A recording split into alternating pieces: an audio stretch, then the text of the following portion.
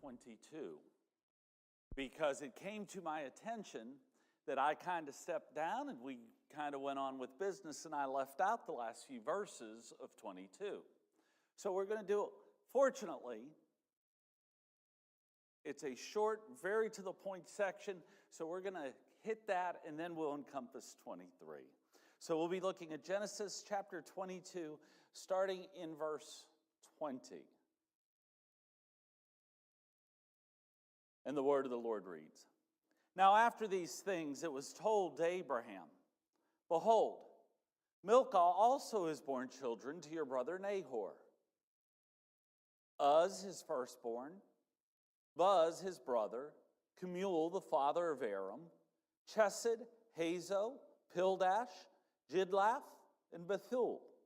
Bethuel fathered Rebekah. These 8 Milcah bore to Nahor, Abraham's brother. Moreover, his concubine, whose name was Reumah, bore Tebah, Gahem, Tahash, and Maachah." Now, I know what you're saying. How imperative was it that we hit those few verses? It's not like a lot's going on. There is no activity. It's just a list of genealogies. Well, that which is important is actually found in the parentheses in verse 23. We are introduced to Rebekah for the first time, who will become Isaac's wife. And it gives us a nice little prelude into chapter 23. Chapter 23, starting in verse 1. Sarah lived 127 years, and these were the years of the life of Sarah. And Sarah died at Kiriath Arba, that is Hebron, in the land of Canaan. And Abraham went in to mourn for Sarah and to weep for her. And Abraham rose up before his dead and said to the Hittites, "I am a sojourner and a foreigner among you. Give me property among you for a burying place, that I may bury my dead out of my sight." And the Hittites answered Abraham, "Hear us, my lord. You are a prince of God among us. Bury your dead in the choicest of tombs. None of us will withhold from you his tomb to hinder you from burying your dead." We're going to pause. We're going to recap this. We get the news. Sarah has died. She made it to 127 years. That sounds like a nice life. I mean, if we still lived 127 years, I might still be a spring chicken. I like that idea. We don't get a whole lot about her life from 90 to 127. We don't get any elaborate discussion of how she died, what she died from. We get just the bare bone necessities. She is passed, and Abraham mourned for Sarah, and he wept for her. The first thing that we see here is, even though Abraham was looked at as righteous, even though Abraham and Sarah were acceptable to God, even though they brought in the child of the promise, death happens. In fact, death is just a natural part of life. Now, it doesn't mean we don't mourn. It doesn't mean we don't get sad. It just is inevitable. And here we have it where her death comes we must presume fairly quickly, because Abraham isn't fully prepared. He goes to the Hittites, the land that he's living in, and he sits down with them and he talks with them, and you notice how he frames himself? I am a sojourner and a foreigner among you. Kind of just passing through. I've been here a while, and I recognize I'm not really one of you, but I've had a tragedy. I have a death in the family, and I need property for a burial place.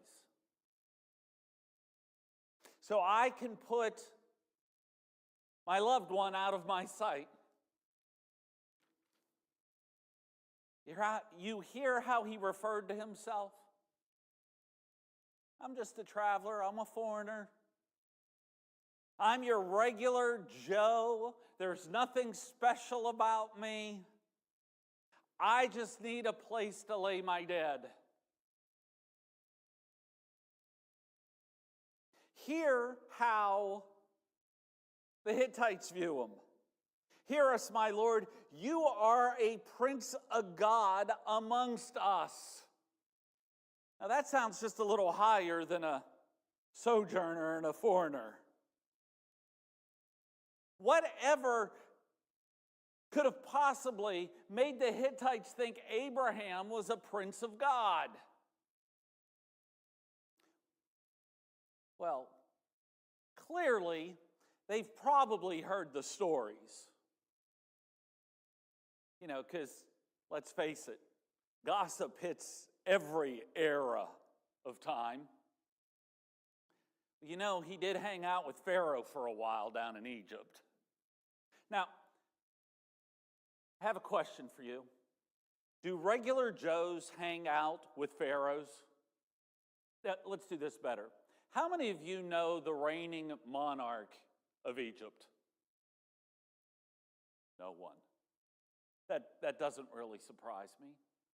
And yet Abraham knew him, had conversations with him. Sarah spent time in the palace. But it doesn't end there. King Abimelech knows Abraham, and Abraham knows King Abimelech. This isn't just your ordinary Joe. They know he has ties to royalty in multiple countries, and they have heard the news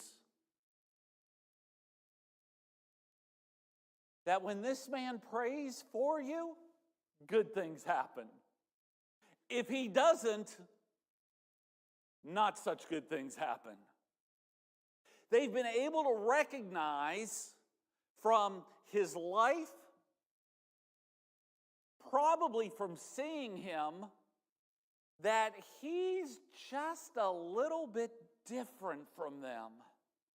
He leads his life in a certain way that they naturally respect him.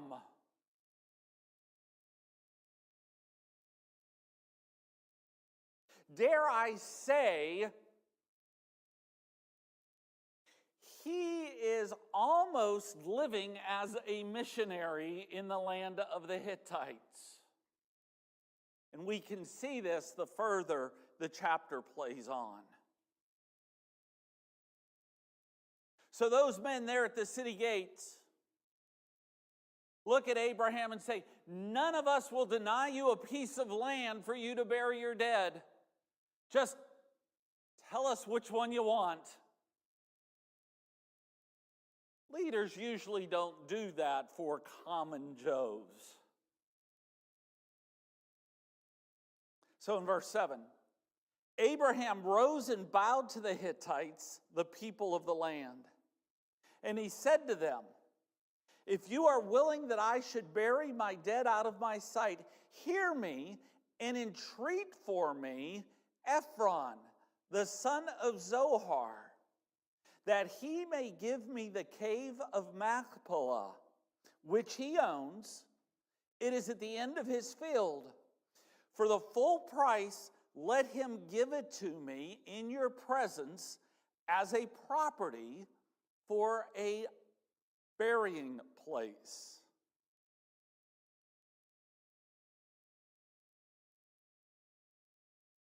Abraham had his eye on a place. He wanted the cave. Well, I guess it's time to share. Those of a higher socioeconomic level buried their loved ones in caves. The less high on the socioeconomic list would bury their loved ones in the ground. Well, I guess that's not a whole lot different from today. Because you go to some of these cemeteries and you see names that you recognize, they have mausoleums. It's a recreation of a cave.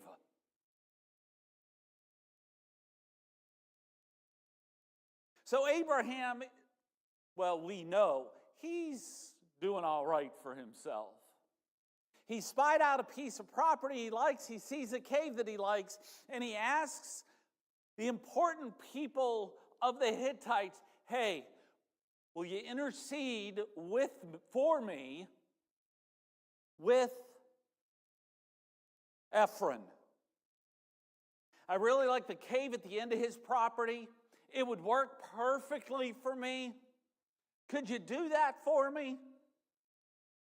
Well, the interesting thing is we'll learn here in the next couple verses, they don't have to intercede for him. Ephron's there.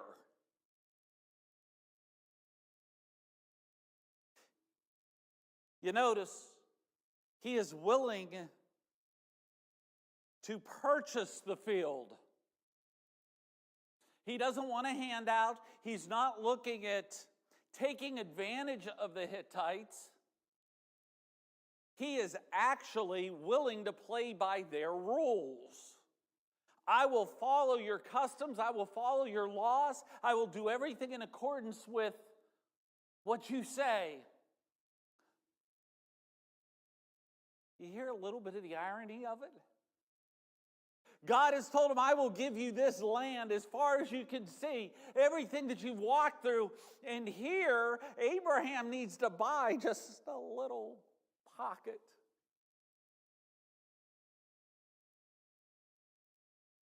Verse 10. Now Ephron was sitting among the Hittites, and Ephron the Hittite answered Abraham in the hearing of the Hittites, and of all who went in at the gate of his city. No, my Lord, hear me. I give you the field, and I give you the cave that is in it. In the sight of the sons of my people, I give it to you. Bury your dead.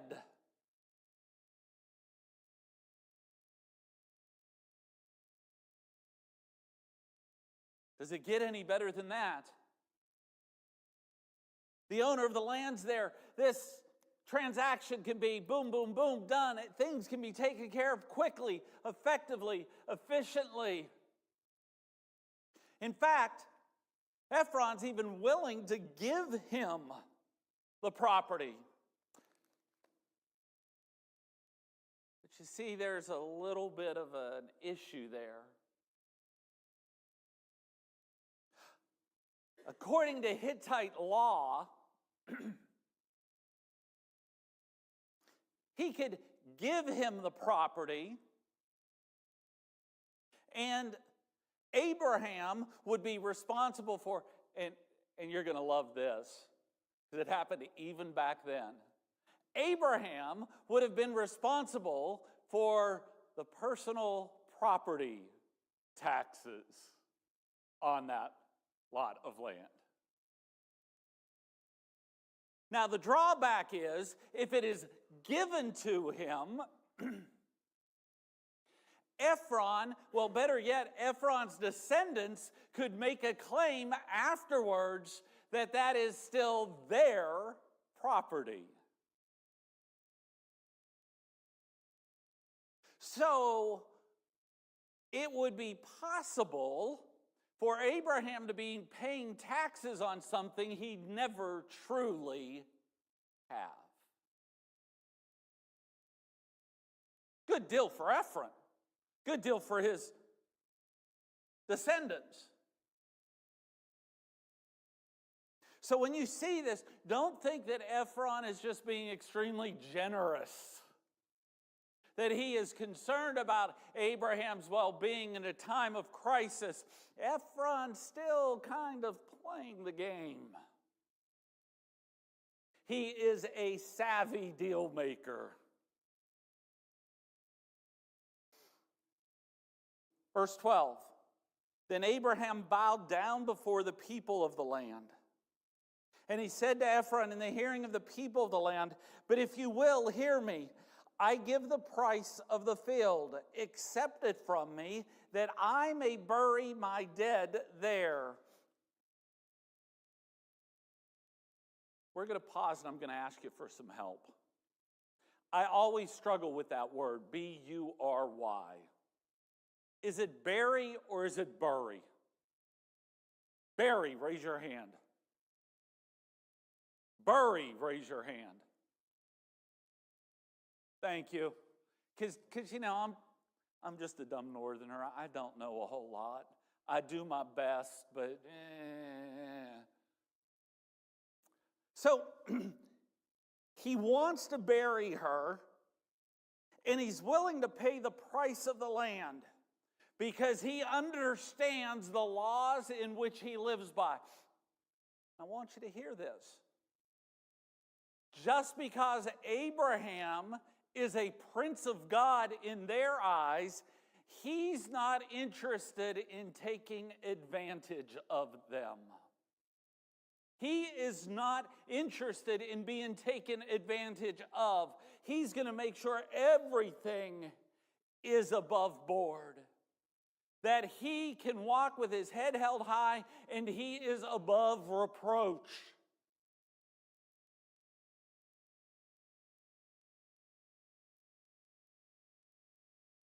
And did you notice? Abraham expanded the property. There in verse 13, but if you will hear me, I give the price of the field. Originally, he just wanted the cave at the end of the field. Verse 14, Ephron answered Abraham, my Lord, listen to me. A piece of land worth 400 shekels of silver. What is that between you and me? Bury your dead. 400 shekels of silver. Anyone familiar with the exchange rate of Old Testament shekels to US dollars? No. But it's pretty big, folks. We're talking roughly around $5,000. Now, I know what you just said. $5,000, that's not much for property. But I want you to think, this is like 4000 BC. In fact, this is the largest purchase price of any property in Scripture. And it's not even close. The next highest is 200 shekels, and that was buying the mount to place the temple on. Field and cave, temple. Ephron is making, y'all know my situation. My mom watches the Game Show Network constantly. And reading this and seeing what Ephron is doing, I am seeing Howie Mandel standing up and saying, but have you made a good deal? Ephron is about to make a very good deal. And yet, you hear how he downplays it. Abraham, what's 400 shekels of silver between you and me? You know, it's like a cup of coffee. Who cares about the $3 bill? Okay, that's a restaurant. That's not Starbucks. Verse 16, Abraham listened to Ephron, and Abraham weighed out for Ephron the silver that he had named in the hearing of the Hittites, 400 shekels of silver, according to the weights current among the merchants.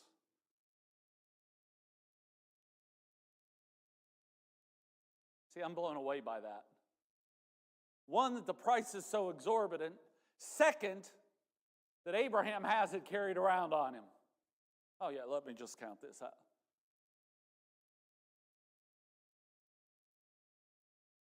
Abraham, who was willing to try and make a deal with God for the residents of Sodom and Gomorrah. Abraham, who was willing to cut deals with King Abimelech and Pharaoh, has no interest in attempting to bring the price down from Ephron. He just starts counting. He's operating according to their laws, to their rituals, and he is doing all that he can to be a good resident of the community.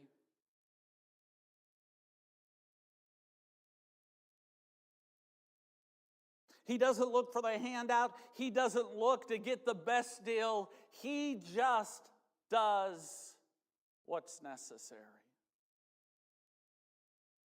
So the field of Ephron in Machpelah, which was to the east of Mamre, the field with the cave that was in it and all the trees that were in the field throughout its whole area, was made over to Abraham as a possession in the presence of the Hittites before all who went in at the gate of his city.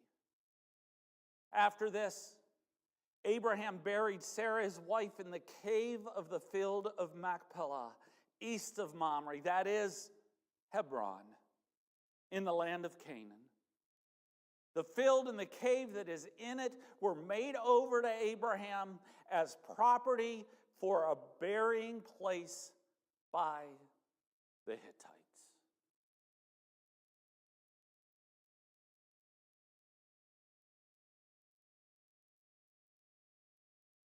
This chapter starts with the bleak news.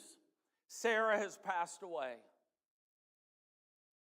The rest of the chapter is really, how does Abraham handle his responsibilities to have her buried?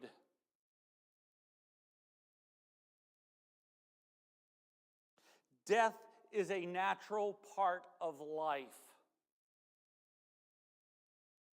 That's the first thing we encounter.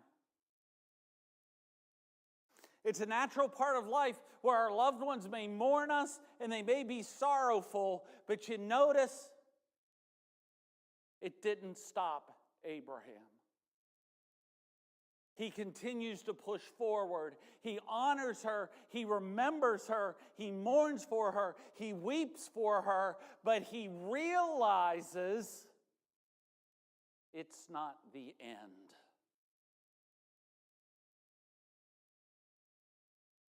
And this is 3,000 years before Jesus tells his disciples that I'm going away, but I will come back and reclaim you to myself, that where I am, there you may be also.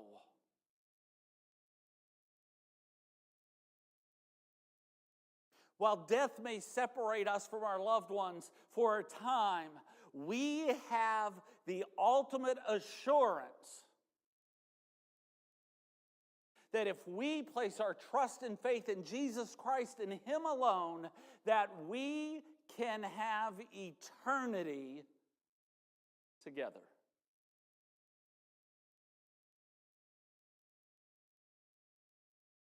Second thing we see, is Abraham following the local customs, the local traditions, the local laws. He is not looking at being above them. He is not going to lord even their recognition of him being a prince of God over them. Why? Because he wants to show them due respect.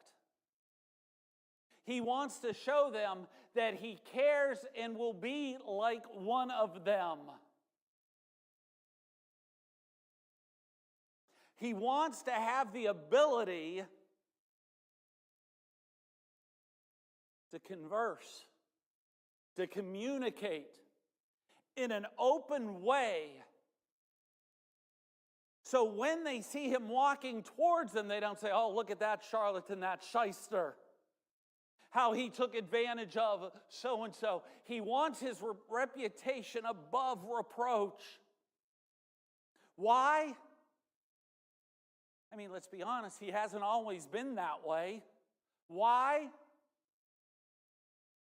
Because he recognizes God provides, and he is the patriarch to the promised one. What he does, rightly or wrongly, will reflect on the God he serves. So he is willing to lay down his rights in order to be a part of the community. That doesn't mean he models everything in the community, but he obeys their standards, their laws.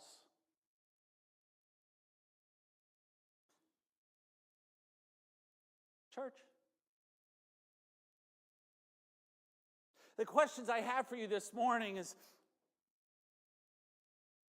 do you realize death is a natural part of life? It's not something that we should fear. It's not something that we should worry about. After all, we serve a living God. He states, I am the God of Abraham, Isaac, and Jacob. Not, I was the God of Abraham, Isaac, and Jacob. He is the God of the living. And when his Son, his only begotten, the Messiah, our Lord Jesus, came, died, resurrected, he said that where he is, we may be also.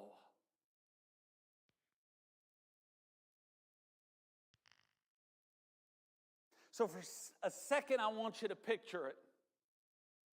And it's going to be different for each of you, but I want you to think about the most gorgeous place you have ever seen. Maybe it's the Grand Canyon.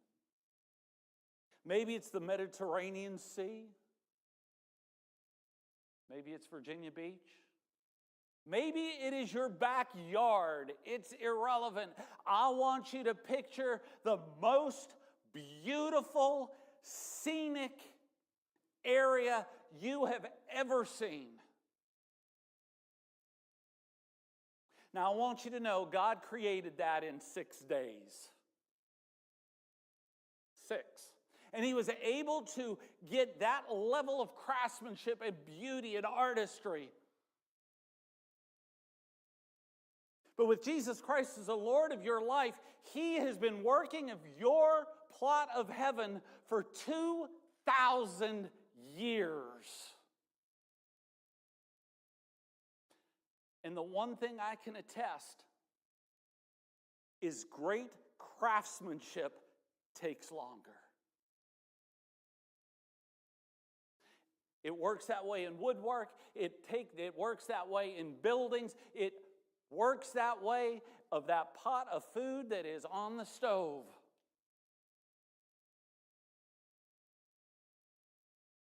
The other thing that I want you to look at, and I want you to think about this week, Abraham is living a missionary lifestyle amongst the Hittites. Do all that I can to fit in so they might see me, they might know me, and they might understand me. The Hittites seem to get it. You are a prince of God. Are you living that way? If I were to walk into your place of business, or I were to walk into your favorite restaurant, and I know y'all have your favorites. If I were to walk on your street, would people see you as different? And I don't mean different as in weird, strange, or crazy. I mean it in, it's a great family. In fact, I can't ever remember any issues with them. They seem to be happy. They seem to be good. They seem to do what's right always.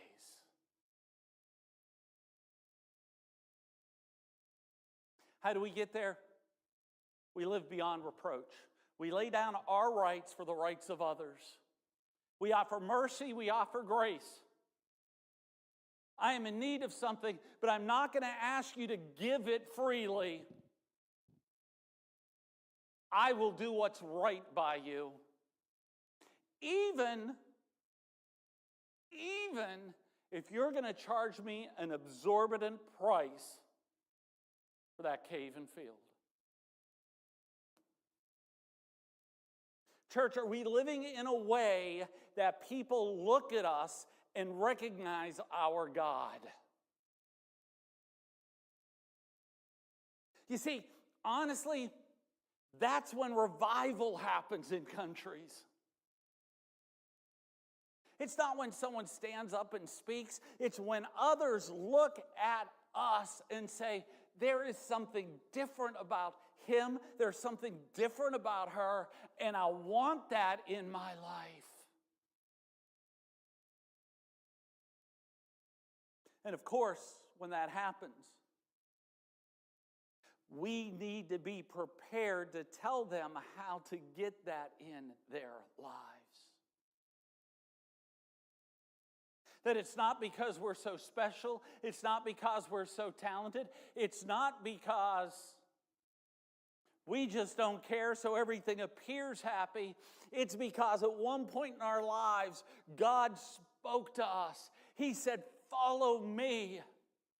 And he showed us his love, that he would give his very life that we might know what living means.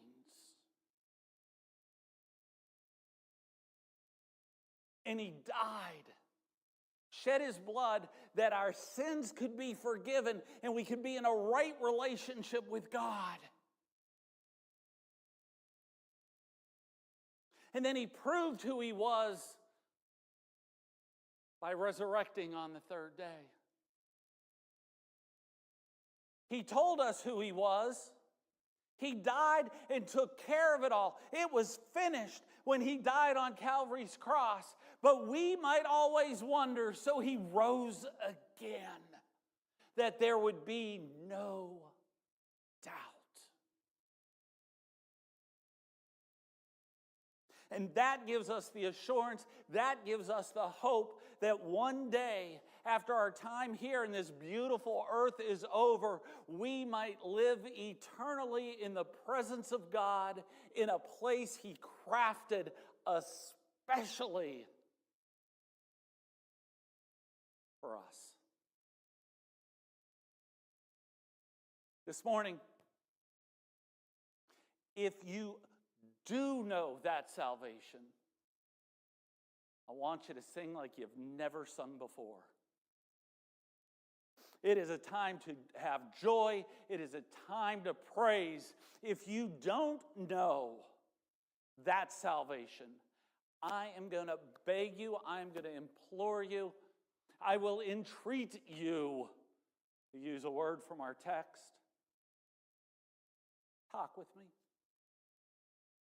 Talk with someone here that you might at least understand God's mercy, grace, and salvation. time has come. Won't you stand? Won't you sing? It is familiar, so there is no excuse not to.